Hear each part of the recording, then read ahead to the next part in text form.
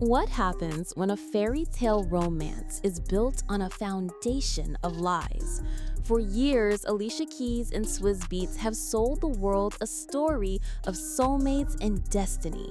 But behind the perfectly crafted image, a dark reality has been festering, and now it's threatening to explode. Rumors of a leaked tape has surfaced, allegedly catching Swizz Beatz in a compromising position with none other than Alicia's one-time friend, Lala Anthony.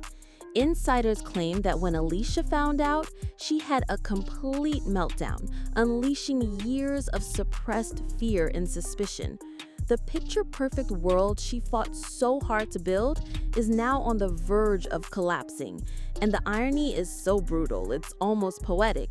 Because if the allegations are true, Alicia is simply getting a taste of the same medicine she once served to another woman. The whispers about Swizz Beatz and Lala Anthony aren't new. They've been swirling in the shadows for years. But now, a rumored piece of footage threatens to turn those whispers into a roar. Word on the street is that a private recording has just been exposed, allegedly capturing Swizz and Lala in a situation that leaves nothing to the imagination. This isn't just gossip anymore. It's being treated as the hard evidence that confirms the long-speculated affair. Sources close to the couple claim this alleged tape has been going on for at least 3 years, all while Alicia played the role of the devoted, trusting wife. The moment she reportedly got wind of the footage, she lost it. The carefully controlled composure she's known for allegedly vanished, replaced by an explosive confrontation. After years of turning a blind eye to the rumors, she was finally faced with something she couldn't ignore. But to understand how deep this alleged betrayal truly goes, you have to look at Lala's own complicated past. This story gets even messier when you wind back the clock on Lala Anthony's own marriage. The streets are saying her alleged affair with Swizz didn't just happen in a vacuum. It may have started while she was still married to NBA star Carmelo Anthony. For years, the public watched as Carmelo's own cheating scandals played out in the headlines, complete with allegations of outside children that left Lala looking foolish. She publicly defended him, once stating in an interview, "I wouldn't be with someone if he was cheating on me. There's no part of me that's okay with that." But behind the scenes, the constant humiliation was allegedly taking its toll. While everyone was pointing fingers at Carmelo's infidelity, Lala may have decided to get her revenge. Insiders claim she began her own secret affairs, and at the top of that list was supposedly Swizz Beatz. The gag is, once Carmelo allegedly found out, he couldn't handle the taste of his own medicine. It was supposedly Lala's affair, not his, that was the final nail in the coffin for their marriage. But while everyone was watching Carmelo, the real story was unfolding behind closed doors, and it had been exposed years before anyone was paying attention. Way back in 2021, the first major crack in this secret appeared, and it came from a source so credible it was almost impossible to ignore. In the world of celebrity gossip, there are anonymous blogs and there are industry institutions. Veteran radio host Miss Jones is the latter. On her massively popular show, a place where careers can be made or broken with a single segment, she dropped an absolute bombshell that sent shockwaves through the music world. This wasn't just speculation. This was a respected personality staking her reputation on a story, reading directly from her phone for all her listeners to hear. She revealed that an insider, someone she confirmed worked directly within Swizz Beatz's camp, had grown a conscience and reached out to her via direct message. This wasn't a disgruntled fan. This was someone on the inside, fed up with the lies and deception they were witnessing daily. The details this insider provided were chillingly specific. They painted a picture not of a casual fling, but of a deep emotional affair.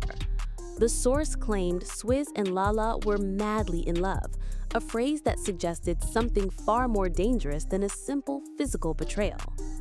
The insider alleged that Lala, fresh from filing for divorce from Carmelo, was actively pressuring Swizz to detonate his own marriage and leave Alicia so they could finally go public.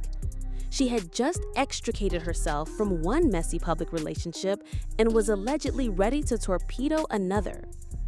To prove their claims, the source pointed to a public trail of breadcrumbs on social media. They urged Miss Jones and her listeners to scrutinize Swizz's Instagram. There, they would find a clear pattern. Swizz would post, and within minutes, Lala would appear in the comments. It wasn't just the heart emoji, it was a continuous, flirty back and forth, a series of inside jokes and intimate exchanges performed on a public stage for millions to see. It was a blatant disrespect to his wife, who had to watch this digital courtship play out in real time. According to the source, it got so obvious that Swizz himself had to tell Lala to calm down because his wife was beginning to ask questions. The moment Miss Jones's segment went viral, Swizz's reaction was not that of a man wrongfully accused, but of one who was caught. He went into a frantic, multi-stage damage control meltdown. First came the aggression. He didn't issue a calm denial through a publicist. He stormed into the comments section of a blog reporting the story and typed, "Knock it the off." It was pure, raw anger, the kind that comes from exposure, not innocence. When that belligerent approach only fanned the flames, he pivoted to a tactic of cloying, performative loyalty. He posted a screenshot of Alicia's 2012 track, Lala, Unlocked, with the caption so transparent it was almost comical. "This is the only Lala I'm rocking."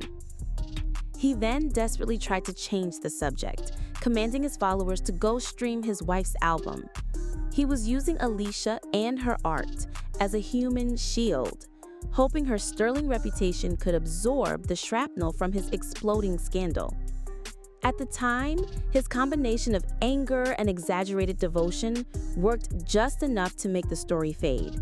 But today, with new rumors of a tape, his 2021 panic attack looks like a dress rehearsal for the disaster he's facing now, confirming that where there's smoke, there is often a raging, multi-year fire. This is where the story transcends typical celebrity drama and enters the realm of a Greek tragedy. For Alicia Keys, this entire ordeal is a karmic echo, a perfect, brutal reflection of the very actions that built her empire. To understand the cosmic justice at play, you must travel back to a time before Alicia was Mrs. Beatz, when Swizz was married to the singer and entrepreneur Mashonda Tefrere.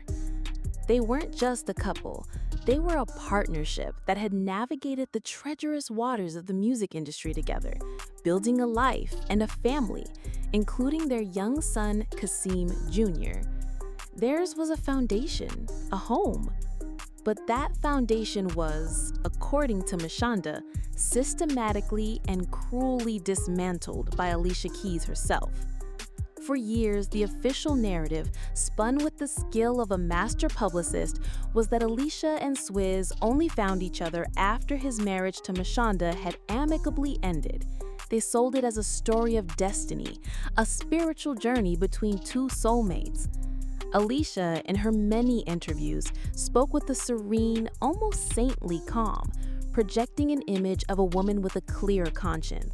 But Mashonda's version of the story, backed by a mountain of receipts, paints a portrait of a ruthless, calculated takeover.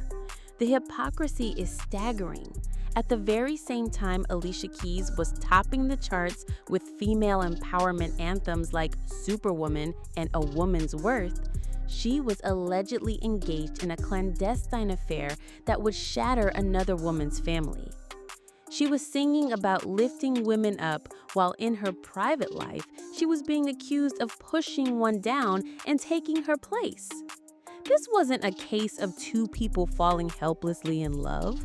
This was, in Mashonda's telling, a methodical campaign to usurp another woman's entire existence, her husband, her home, her family.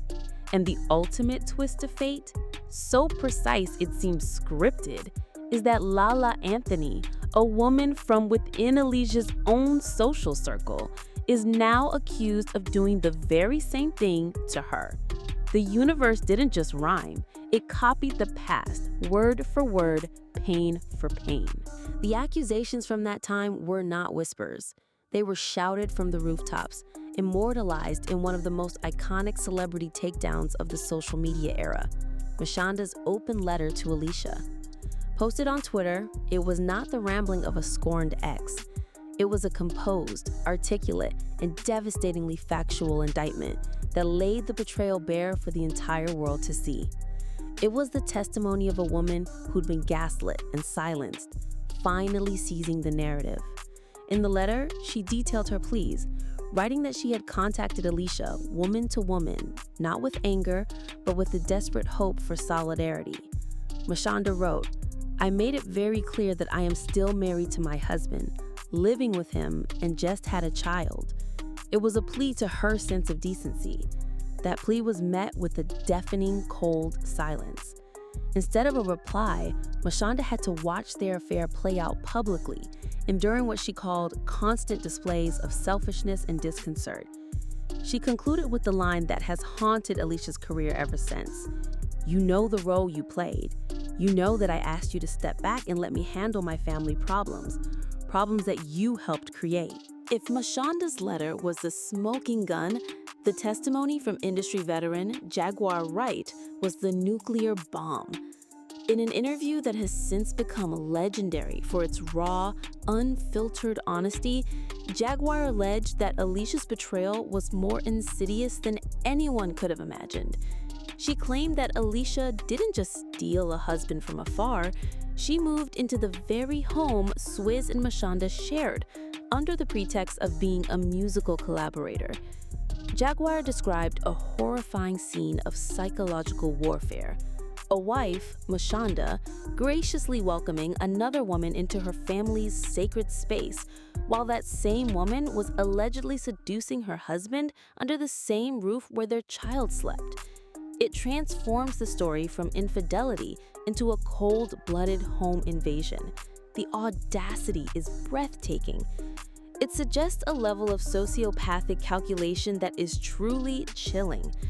Jaguar's claim painted a picture of Alicia not just as the other woman, but as an invading force who smiled in Machanda's face while secretly plotting to dismantle her life from within. Compounding this tragedy is the undeniable, deeply entrenched pattern of Swizz Beatz' own behavior. This was not a man who made a one-time mistake. His entire history is a roadmap of deception, proving that infidelity for him was not an event, but a lifestyle. The timeline surrounding his daughter with UK singer Jana Sebastian is staggering. In May 2008, while he was still legally married to Machanda and actively pursuing his affair with Alicia, Jana gave birth to his daughter, Nicole. He was juggling a wife, a secret new love who was a global superstar, and a third woman who was carrying his child, all at the same time. His paternity of Nicole was initially denied until a DNA test forced him to admit the truth, exposing his complex web of lies to the world. But the most heartbreaking chapter of his history goes back even further, to a time of unimaginable loss for Machanda. While she was pregnant with what was supposed to be their first child, Swizz was cheating on her with yet another woman, Nicole Levy, and got her pregnant as well.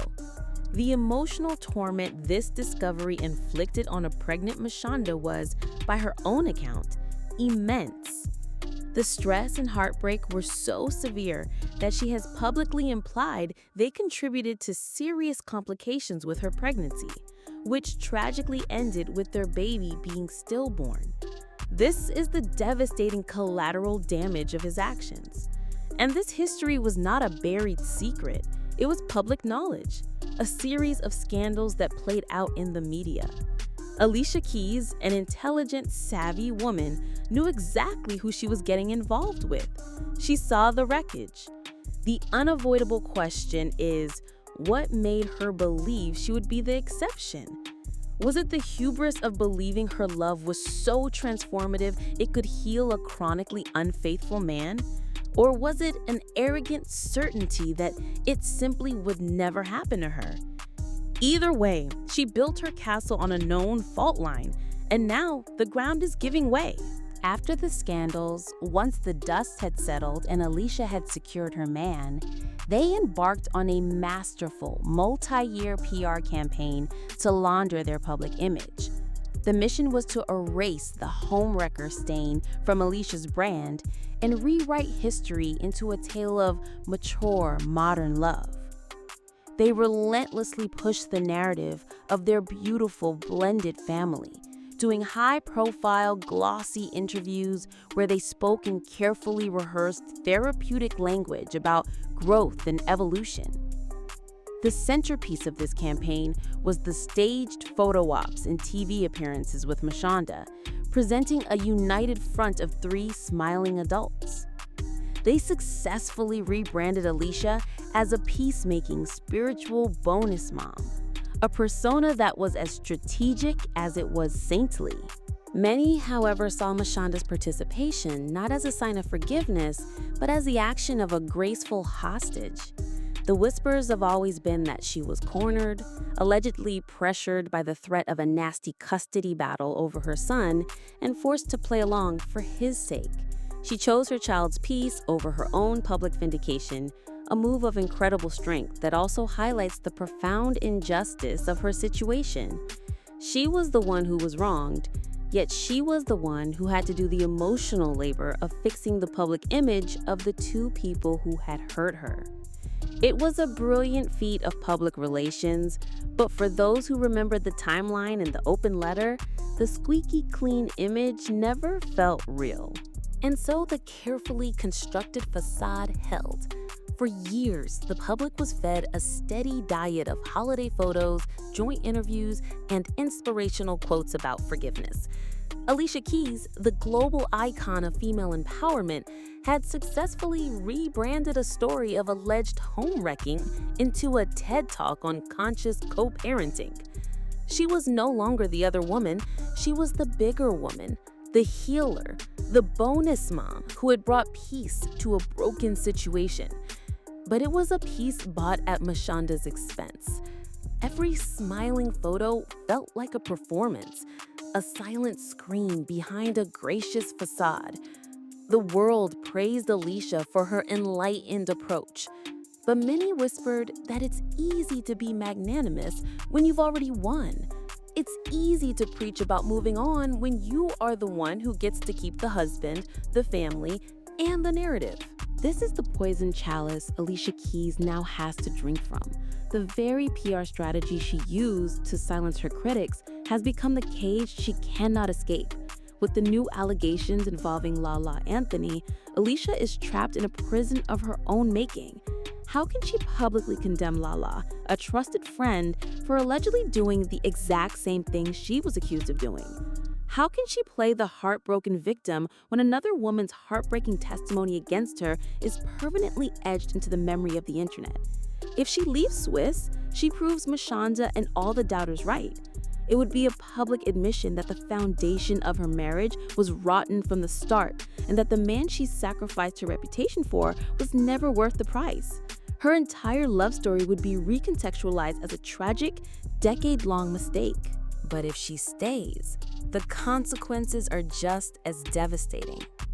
To stay with a man who has allegedly cheated on her with a close friend would shatter her superwoman image into a million pieces. The woman who sang "A Woman's Worth" would be seen as a woman who doesn't believe in her own. She would become a walking contradiction, a symbol not of empowerment, but of silent suffering and public humiliation. Every time she stepped on stage to sing about strength and self-respect, the shadow of Lala Anthony and her own compromised principles would loom over her. She has no good moves left on the board. She is in checkmate, and the architect of the game is her own past. The betrayal is made infinitely more painful by the fact that it allegedly came from within her own circle. Lala Anthony wasn't some random groupie or a distant acquaintance. She and Alicia were friends, moving in the same elite celebrity circles, breathing the same rarefied air. They were photographed together, supported each other's projects, and were part of a wider community of powerful women in the industry. For Alicia, this must feel like a dagger not just from her husband, but from a sister in arms. It mirrors with chilling precision Mashanda's original pain. Mashanda wasn't just betrayed by her husband, she was betrayed by a woman she had welcomed into her world, a fellow artist in the same industry. Now, Alicia experiences that same violation of sisterhood, the same sickening feeling of being replaced by someone she let her guard down around. The specter of the alleged leaked tape makes this crisis different. In 2008, the evidence against Alicia and Swizz was circumstantial: timelines, letters, and eyewitness accounts. They could deny, deflect, and reframe the narrative. But in today's world, a recording is a digital nuke. It's irrefutable. It cannot be spun. If such a tape exists and ever sees the light of day, it would end all debates and permanently cement Swizz's reputation as a serial philanderer. It would become the final, humiliating chapter in a story Alicia has spent over a decade trying to rewrite. All the therapy speak, all the blended family photo ops, all the curated interviews would be rendered meaningless by one damning piece of footage. It would be the ultimate receipt, proving that the past was never dealt with. It was just buried. And so the fairy tale crumbles. The story of Alicia Keys and Swizz Beatz was never really about soulmates finding each other. It was a story about choices and consequences, about what people are willing to build on top of another person's pain. The cracks in their foundation were there from day one, plastered over with hit songs, Grammy Awards, and a relentless PR campaign. But a faulty foundation cannot hold a castle forever. The very same drama, the same roles, the same script of betrayal is playing out all over again. The only thing that has changed is the cast. Alicia Keys, who once played the role of the exciting new love interest, has now been cast as the aging, heartbroken wife. It's a devastating demotion, a karmic twist so perfect it feels like it was written in the stars. The question that remains is a heavy one. When you finally experience the same pain you were once accused of causing, does it lead to empathy? Will Alicia finally understand the depth of what Mashanda went through? Or will she simply try to find a new way to spin the story, continuing a cycle of denial that began so many years ago under another woman's roof?